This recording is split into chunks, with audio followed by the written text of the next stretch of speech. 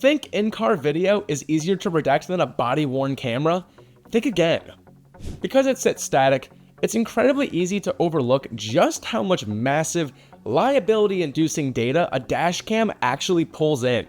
We are breaking down the best practices for redacting in-car video, or ICV, to keep your agency compliant with all privacy guidelines. Stick around, because we are revealing the specific, hidden metadata categories that sneak up on agencies and trigger massive privacy lawsuits if they're leaked.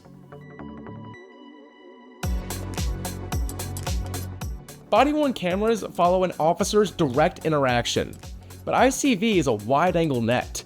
It captures innocent bystanders, random license plates, and private properties for hours. Missing these details means exposing your agency to severe civil liability and privacy breaches.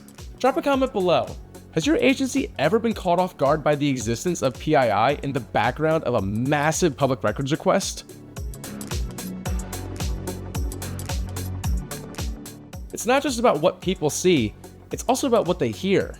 ICV systems often record continuous ambient cabin audio.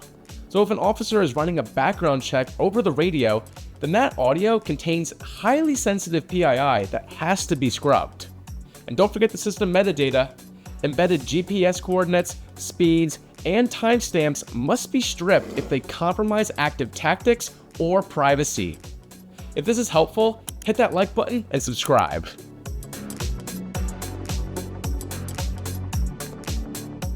To manage this all without drowning in work, you need leading redaction tools for vehicle footage.